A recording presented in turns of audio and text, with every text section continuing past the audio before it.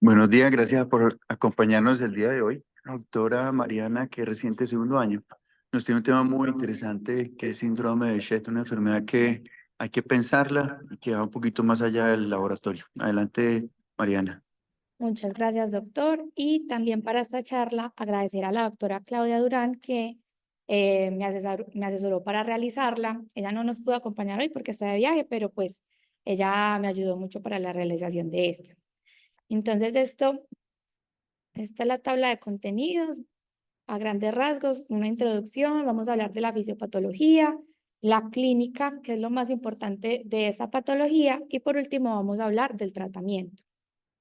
Entonces, empezando con un poquito de historia, este síndrome de Behçet se empezó a hablar desde, pues como el primer reporte que se tiene en la literatura lo hizo Hipócrates, pero ya a principios del siglo XX se empezó a hablar más de esta y se reconoció la triada de iritis, las úlceras mucocutáneas y también las úlceras genitales.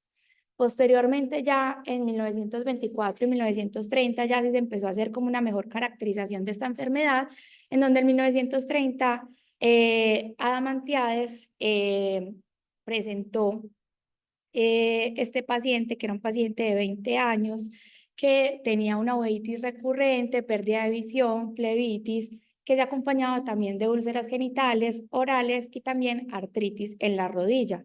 Esto se presentó en la Sociedad Médica de Atenas y también en esta época el doctor Behçet también empezó a examinar pacientes con unas características muy similares y en los siguientes 12 años el doctor Behçet fue como evaluando los casos similares y se fueron publicando pues como las características ya de la enfermedad ya oficialmente en 1937. Por esto es que en pues en algunas literaturas la llaman la enfermedad Adamantiades-Behçet, pero en la mayoría pues solamente se le llama Behçet. Eso no me está pasando. Ahí sí. Entonces, como definición, es una vasculitis que es multisistémica, como lo vamos a ver, puede afectar cualquier parte del cuerpo prácticamente y también puede afectar cualquier tipo de vaso sanguíneo, tanto de grande, mediano, pequeños vasos, y va a incluir arterias y venas.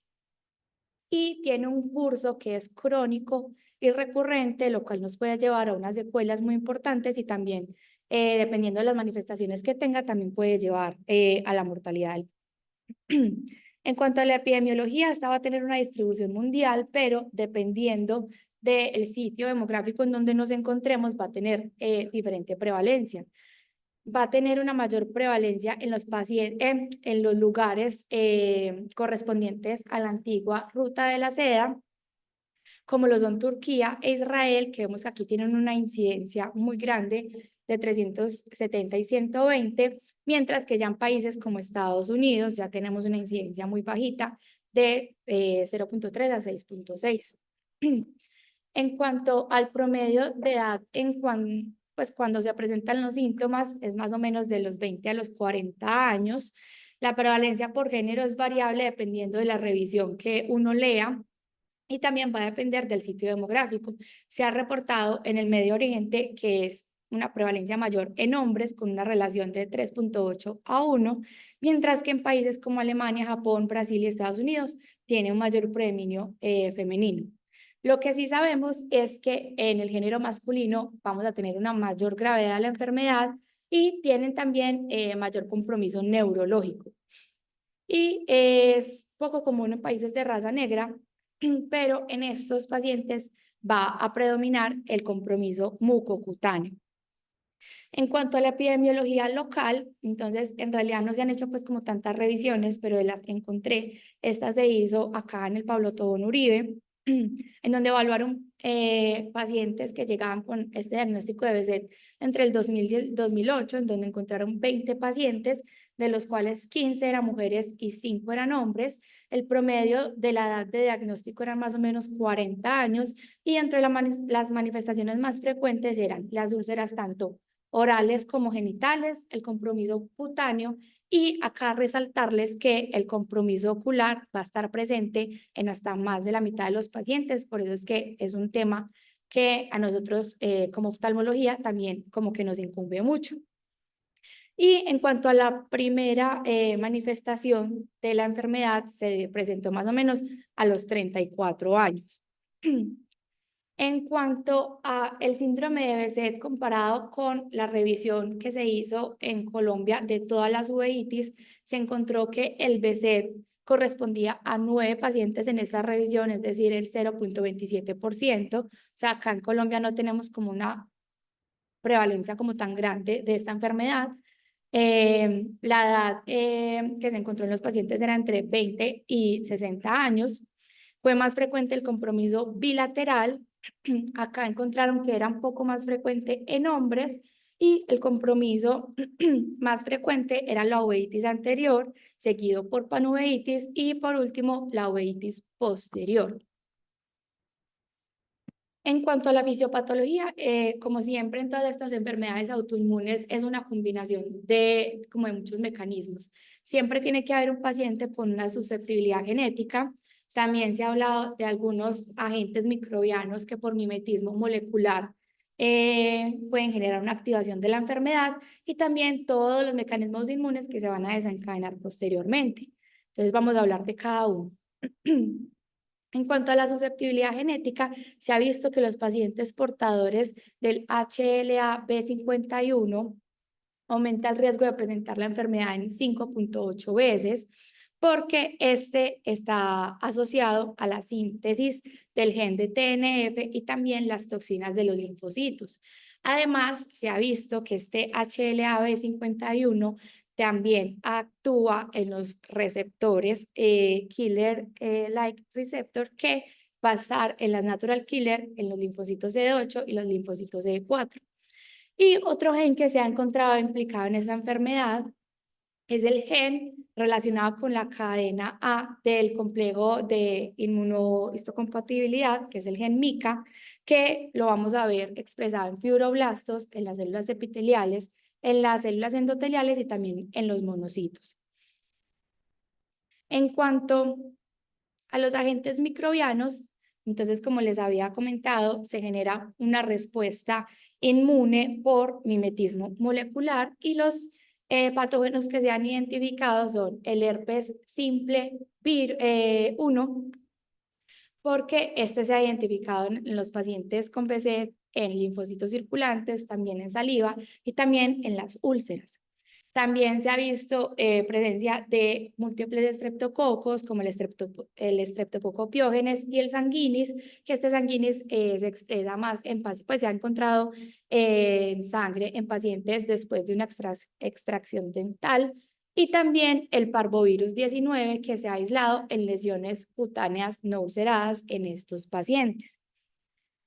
En cuanto a los mecanismos inmunes, pues sabemos que esta es una enfermedad autoinmune porque en las biopsias y en todas las características de la enfermedad vemos que siempre va a haber infiltrados perivasculares de linfocitos CD4, también las T helper 1, y en todos estos pacientes vamos a encontrar niveles elevados de diferentes interleuquinas como la 1 y la 8 y también factor de crecimiento fibroblástico.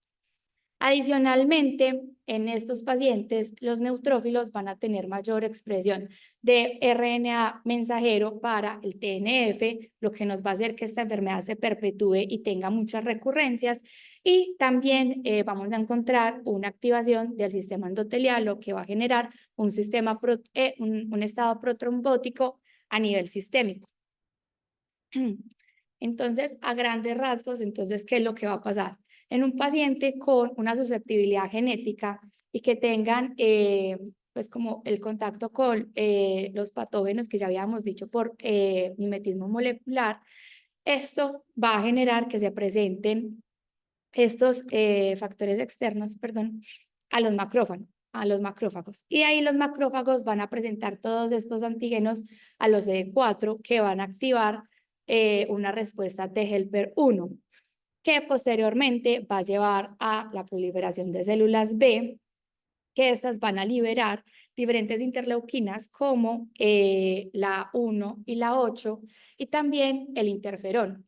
Este interferón lo que nos va a hacer es que también nos va a activar los macrófagos que posteriormente van a llevar a expresar moléculas de adhesión endotelial y Con toda esta reacción inflamatoria se va a dar quimiotaxis y activación de todos los neutrófilos y se va a dar un paso de todas estas moléculas inflamatorias a través del endotelio, que es lo que nos va a llevar a la enfermedad característica que es la vasculitis. Entonces, ¿qué es lo que se ha encontrado en la histopatología? Son lesiones que son muy inespecíficas, o sea, no es porque nosotros vamos a hacer una biopsia de la lesión, algo nos va a decir en la biopsia que es patognomónico de BZ. Pero lo que nosotros vamos a encontrar es, por ejemplo, aquí vemos en la imagen, un infiltrado inflamatorio muy importante a nivel perivascular. Y en las lesiones mucocutáneas vamos a encontrar también depósitos de inmunoglobulinas, depósitos de complemento en la unión de generación de la unión termoepidérmica y también vamos a encontrar necrosis. Siguiendo entonces ya con la clínica, que es pues como la parte más importante de esta charla, vemos que tiene un compromiso sistémico muy importante y vamos a empezar a hablar como de cada uno de estos. Entonces, en la piel puede tener diferentes tipos de lesiones que también se pueden presentar de manera simultánea. Podemos tener lesiones papulopustulosas que pueden ser acneiformes, incluso en la literatura refieren que las lesiones son indistinguibles de las que son causadas por el acné.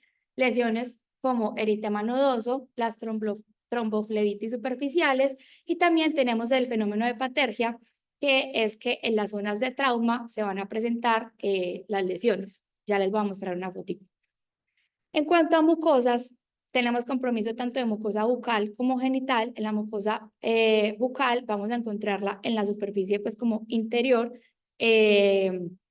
en el revestimiento de las mejillas, los labios, la lengua y las encías, pero no la vamos a encontrar de manera característica en la parte externa de los labios. Importante es que estas lesiones usualmente duran una semana y se recuperan de manera espontánea y no dejan cicatriz. Esto es muy importante cuando pues estamos evaluando un paciente con úlceras a nivel de la mucosa bucal, porque por ejemplo el síndrome de Steven-Johnson sí deja cicatriz, cambio no. Y en cuanto a las úlceras genitales, es más común que en los hombres sean el escroto y en las mujeres sean los labios mayores. Y en estos sí deja cicatriz. Entonces, en un paciente que le estemos sospechando de sed, siempre hay que mirar la parte genital porque normalmente vamos a encontrar las cicatrices de las lesiones previas. En cuanto al compromiso articular, casi siempre se da como un compromiso monoarticular u oligoarticular. Es recurrente, no migra y no es erosiva, lo cual nos puede ayudar como al diagnóstico diferencial con otras patologías. La articulación que más se compromete son las rodillas y acá entonces les muestro como algunas imágenes de las lesiones. Entonces tenemos las úlceras en las mucosas, las lesiones que son como papulopustulosas, las lesiones como eritema nodoso y acá les muestro cómo se vería la prueba de patergia en un paciente en el que se hace como una punción con la saliva del propio paciente y vemos que se genera la pústula, mientras que acá no, pues no se genera pues como ningún tipo de lesión. En cuanto al compromiso vascular, como habíamos dicho, puede comprometer cualquier vaso, pero lo más frecuente es que tengan mayor compromiso venoso en un 80% y se va a caracterizar por trombosis, aneurismas, trombosis que pueden ser de venas superficiales y profundas. Y pues como podemos ver, pues puede tener una extensión tanto desde el sistema nervioso central, a nivel torácico, a nivel pulmonar y también pues a nivel de extremidades. Puede tener cualquier tipo de compromiso. En cuanto a las manifestaciones neurológicas, tiene una incidencia más o menos del 5 al 30% de estos pacientes. Como ya habíamos dicho, es más común en hombres y puede tener un compromiso tanto parenquimatoso como no parenquimatoso.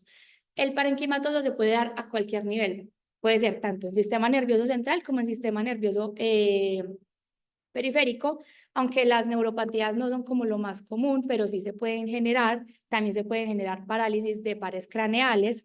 Y dentro de los síntomas que presentarían estos pacientes son cefaleas recurrentes, convulsiones y también puede generar síntomas psiquiátricos como alucinaciones, sí, como alucinaciones, básicamente. Y dentro del compromiso no parenquimatoso, básicamente va a ser secundario al compromiso vascular que genera la enfermedad. Entonces se puede dar trombosis del seno dural, oclusión o aneurismas arteriales. Entonces aquí lo que veríamos como en estas imágenes, aquí vemos atrás una lesión que es hiperdensa en el seno transverso izquierdo, que es compatible con una trombosis. Perdón. Y acá lo que veríamos en esta segunda imagen es un paciente que tiene compromiso del tronco encefálico y vemos que la lesión se extiende desde el tálamo izquierdo, que también pues, puede ser muy característico del neuro-BC. En cuanto a manifestaciones gastrointestinales, lo más común es que el paciente refiera dolor abdominal, diarrea, pérdida de peso y sangrado. Las úlceras típicas normalmente son úlceras solitarias, grandes, profundas, que están, yo tengo aquí, doctor, gracias, que están más comúnmente localizadas en el ilion terminal. Y incluso estas lesiones pueden persistir a pesar del tratamiento sistémico que le demos al paciente. Importante identificar estas lesiones porque pueden tener complicaciones muy importantes como perforaciones, fístulas y sangrado anemizante que puede llevar a la muerte del paciente. Y ya como la parte que más nos interesa, que son las manifestaciones oculares. Como habíamos dicho, estas manifestaciones se presentan en más de la mitad de los pacientes. Lo más frecuente es que se den uveitis recurrentes que tienen una resolución espontánea. La presentación más común es una panuveitis no granulomatosa con una vasculitis retiniana. Puede ser un compromiso bilateral o puede ser alternante y también en estos pacientes se reporta que pueden tener un hipopión estéril, que ya lo vamos a ver más adelante. Entonces, en segmento anterior podemos tener compromiso pues como de cualquiera de las estructuras, pacientes con epiescleritis que normalmente son benignas, mientras que las escleritis ya sí van a ser más graves, recurrentes y destructivas, como vemos en esta imagen, que ya el paciente tiene pues como un adelgazamiento muy importante. También se puede asociar a úlceras conjuntivales, úlceras corneales periféricas y también queratopatía en banda. Entonces acá lo que veríamos es como el compromiso periquerático pues por la uveitis. Aquí vemos los precipitados que son como en polvo, no son granulomatosos. Y acá el compromiso inflamatorio importante en cámara anterior, que sería las células y el flebre.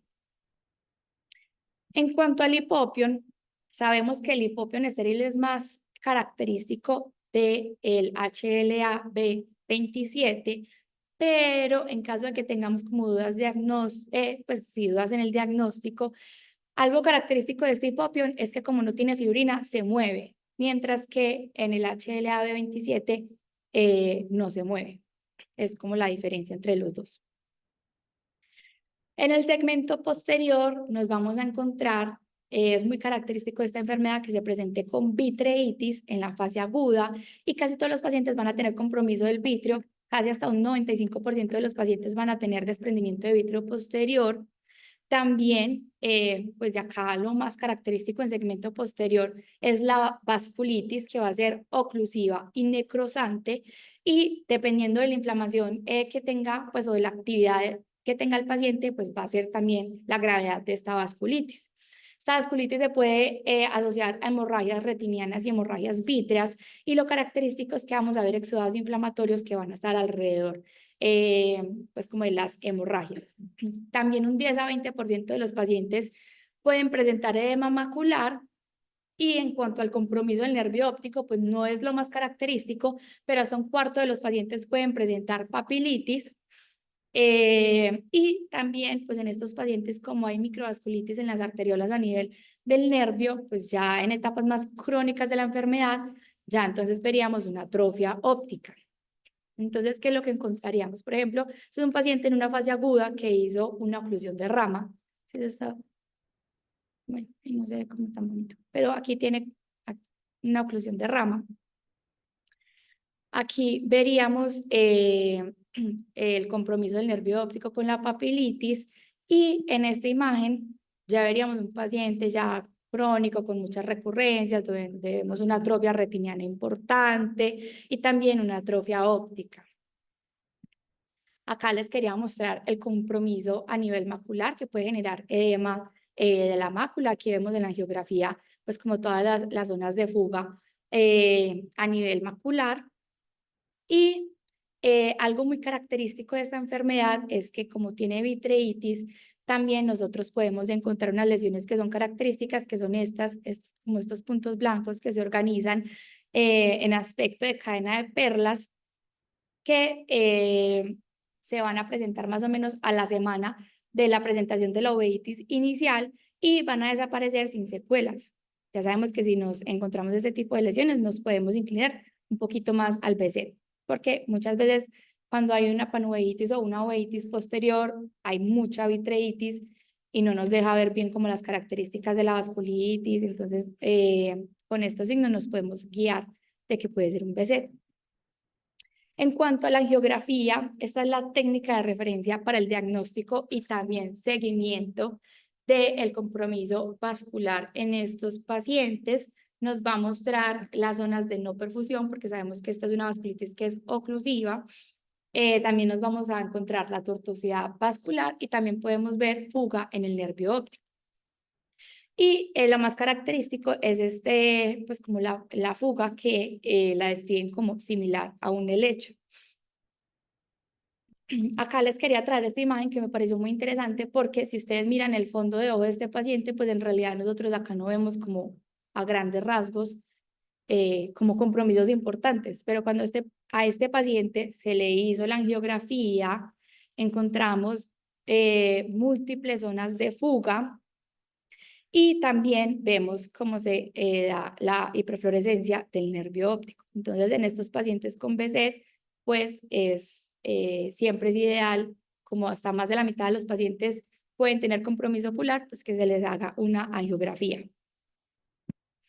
En cuanto a la tomografía de coherencia óptica, se va a hacer más que todo para el seguimiento de las lesiones maculares que se pueden presentar, como el edema, los quistes, membranas epirretinianas, síndromes de tracción vitreomacular, atrofia foveal y los agujeros maculares. Pues es más para seguimiento de estas complicaciones que como para el diagnóstico como tal de la enfermedad. Y entonces, ya vamos a seguir con el diagnóstico. Muy importante de esta enfermedad es que no hay hallazgos de laboratorio que me digan, sí, esto es un BZ, sino que la clasificación es clínica. Entonces, tenemos diferentes criterios.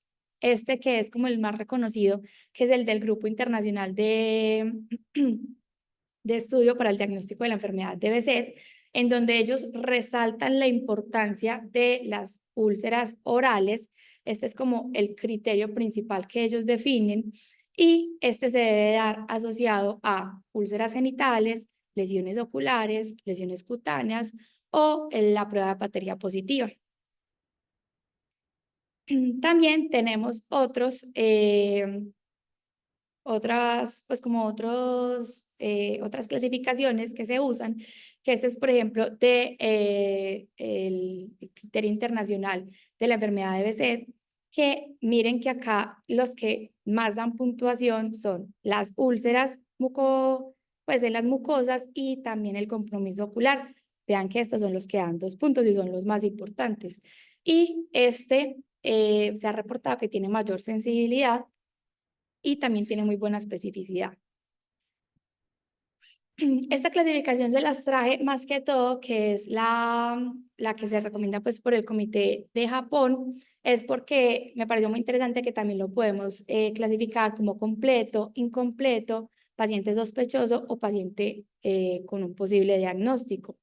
Entonces, completo si tiene los 4 criterios mayores que serían estos: úlceras orales recurrentes, las lesiones en la piel, las úlceras genitales y también el compromiso ocular.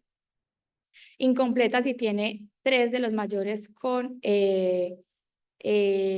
o una lesión ocular. Sospechoso si no tienen, pues si tienen 2 de los mayores pero no tienen compromiso ocular. Entonces aquí resaltamos la importancia de evaluar la parte oftalmológica en todos estos pacientes y diagnóstico posible si solamente tiene un criterio mayor.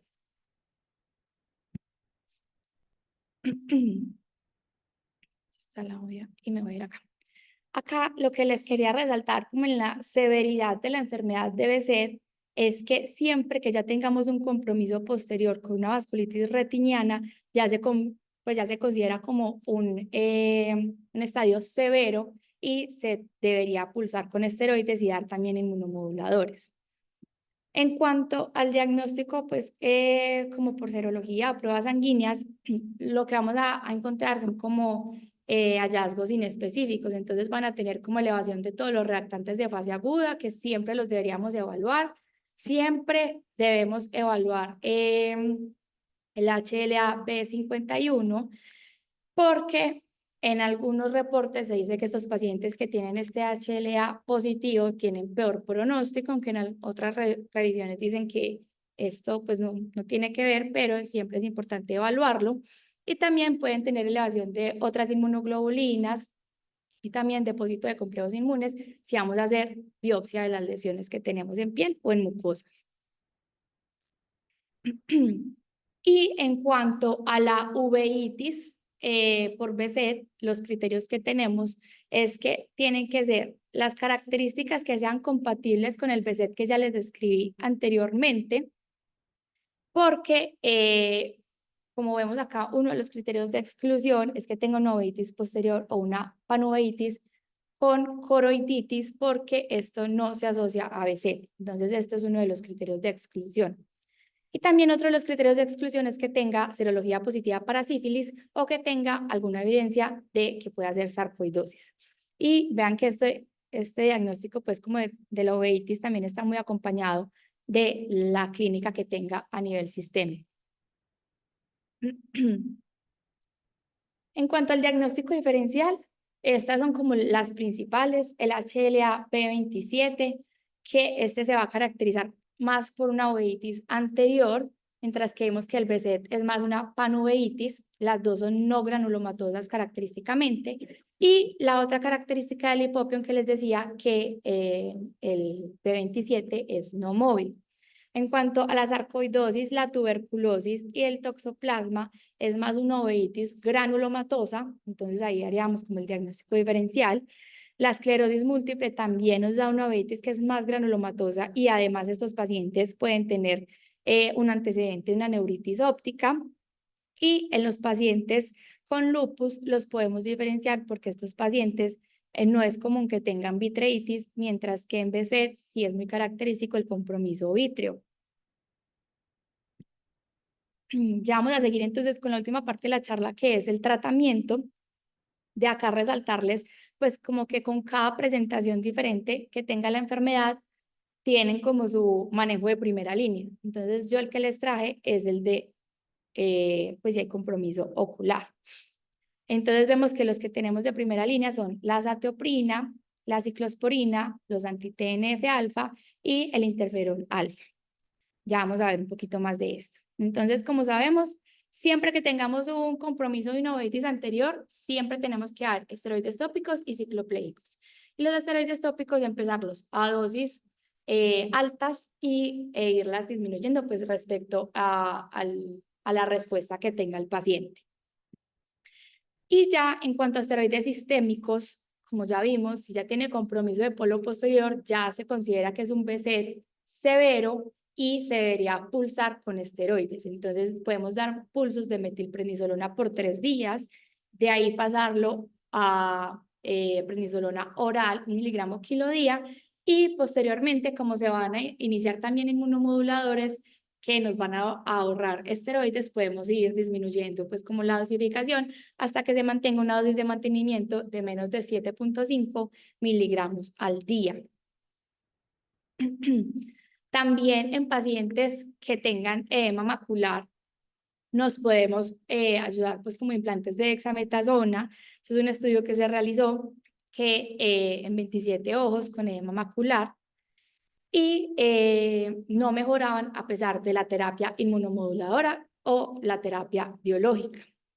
Se vio que la mejor, pues, o la ganancia visual era mayor en los primeros 2 meses y el seguimiento ellos lo hicieron por 6 meses y lo que encontraron es que a estos 6 meses, 61% de los pacientes tuvieron una mejoría de 3 líneas o más de visión y el grosor macular central también disminuyó en este seguimiento a 6 meses. Y vemos que las 2P son significativas. Dentro de las complicaciones, ellos decían pues que no eran como tan importantes. La que encontraron pues como con mayor frecuencia eran las cataratas y también la hipertensión ocular y en un porcentaje menor glaucoma. Y 5 ojos requirieron un segundo implante más o menos en 16 meses. En cuanto a la terapia inmunomoduladora, entonces, como ya les había dicho, todo paciente con BZ, con compromiso de polo posterior, siempre debe recibir el esteroide con pulsos y también el inmunomodulador. Entonces, ¿cuáles son los que tienen mayor evidencia? Como ya habíamos dicho, la azatioprina, que la podemos empezar 2 a 3 miligramos kilo día, y la ciclosporina, 2 a 5 miligramos kilo día. En caso de que el paciente sea refractario a esta terapia inmunomoduladora, también podemos empezar anti-TNF, que estos también nos van a ahorrar esteroides, se ha demostrado que son efectivos en esta enfermedad, principalmente el adalimumab, se ha visto que tiene mayor efectividad a largo plazo. Y también en pacientes que sean refractarios a la terapia inmunomoduladora, también nos podemos ayudar del interferón alfa. Se ha visto que es efectivo hasta en el 85% de los casos, también mejora el edema macular, pero se necesitan más estudios que comparen el interferón alfa con los medicamentos anti-TNF para saber pues, cuál de los dos se podría elegir, pero en este momento lo que tenemos es que ambas opciones son muy buenas y tienen muy buena respuesta en esta enfermedad.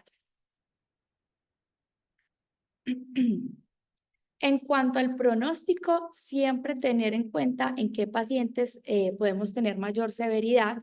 Ya habíamos hablado del género masculino, un paciente que tenga un compromiso sistémico desde el inicio de la enfermedad, la edad temprana del inicio, un paciente menor de 25 años, y como les había comentado en algunos reportes, dicen que el HLA-B51 positivo también es un criterio para peor pronóstico.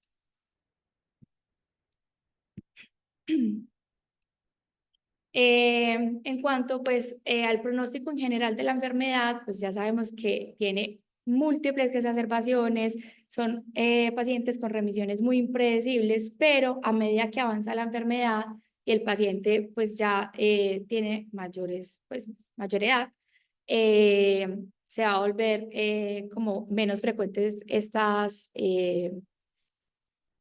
exacerbaciones. Entonces, lo que dicen es que después de los primeros 5 años de la enfermedad, ya esta se va a estabilizar e incluso puede ir hacia la mejoría. Y también después de la cuarta década de la vida, también se va a disminuir la severidad de la enfermedad y van a tener intervalos más largos de los periodos de exacerbación. Tiene una tasa de mortalidad de más o menos un 10%, principalmente por el compromiso vascular, neurológico y también por la perforación de las úlceras intestinales. Y ya en cuanto a las conclusiones, importante resaltar que el compromiso ocular es muy frecuente, más de la mitad de los pacientes lo tiene, incluso si tienen un polo posterior o un examen físico normal, siempre es bueno descartar con angiografía que no tengan pues como ese compromiso posterior, porque es una enfermedad que tiene complicaciones muy importantes. Incluso hasta el 20% de los pacientes a 5 años pueden tener una pérdida visual muy importante y recordar que esta es una enfermedad que requiere un manejo interdisciplinario y siempre manejo con esteroide y junto con el inmunomodulador. Y ya, muchas gracias.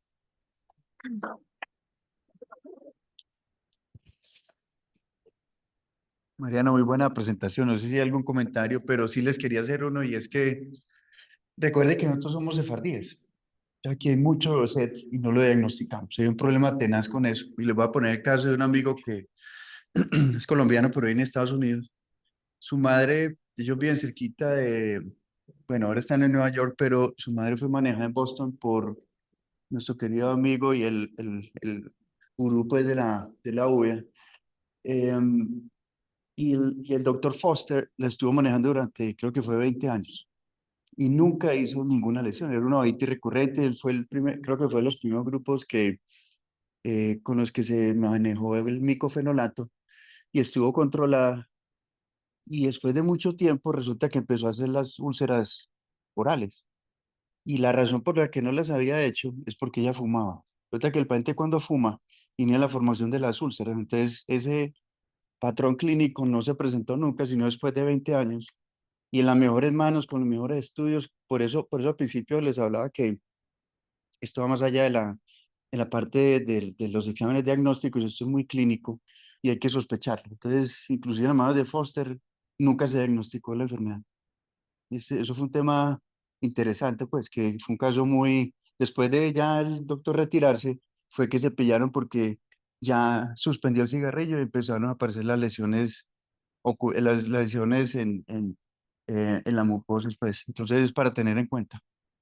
Y somos sefardíes, aquí hay mucho judío. Si nos estudiamos, tenemos mucha descendencia judía, o sea que se nos pueden estar pasando pacientes con esta enfermedad y como dijo Mari, mientras más temprano más se asocia con riesgo de complicaciones muy severas, sobre todo las intestinales que decía que se nos pueden pasar desapercibidas completamente. Entonces sería bueno revisar un poquito más de esos pacientes. No sé si hay algún comentario. Sí, se hace pues con la saliva del paciente, ¿cierto? Pones ese ejemplo, pero se hace con solución salina, que Ah, inyecta sí. con el ustética con 2 mililitros, y es positivo y hasta 48 horas después aparece la pustulita, ¿cierto? Como es una enfermedad inflamatoria y compromete las articulaciones, es cólico o monoarticular, generalmente rodillas, y si hay un complemento de la columna o sacro, ya entra dentro de la espondiloartrosis, entonces no, o sea, se descarta el Behçet. ¿Qué más? Cuando hablaste de lo de la retina, es una enfermedad oclusiva que generalmente compromete la parte venosa. Puede ser, pues, perfundida o no perfundida. Realmente puede ser también no perfundida, ¿cierto? Y lo del collar de perlas. Muchos terminan cieguitos. Pues, o sea, el pronóstico visual realmente es muy malo. Hay que buscarles. Sí, sí. ¿Qué más? Es que a mí me tocó hacer en residencia trabajo de Bechet en el Pablo y generalmente todas eran muchas mujeres, la mayoría eran mujeres, y con un compromiso más que todo psiquiátrico. Muy- Neurooftalmológicamente me imagino que también hay algunos hallazgos. Mm. Pues los que no hay como la voluntad, como como no hay como Trombositis venosa. sí, lo que pasa es que, por ejemplo, como hace como dendritis superior, mucho. Aquí la clave es el interrogatorio, es que las formas, digamos, de neuritis sin síntomas sistémicos se les da uno diagnóstico, con la neuritis, los síntomas sistémicos tienen que ser más abiertos que los diferencial. Y siempre preguntar antecedentes. A uno se le olvida eso, pues, pero por lo menos cuando uno pregunta antecedentes, ser un poquito amplio y dejarlos hablar. Dar un poco más sobre eso, lesiones en piel y todo eso. Y cuando miras en los exámenes, en las ayudas pues, multimodales, lo que uno ve es como una periflebitis o una también periarteritis. También puede estar como arterial, ¿sí? En la mixto siempre sería muy, porque no llega a tener la serie muy mixto. Entonces puede haber permiso de ambos.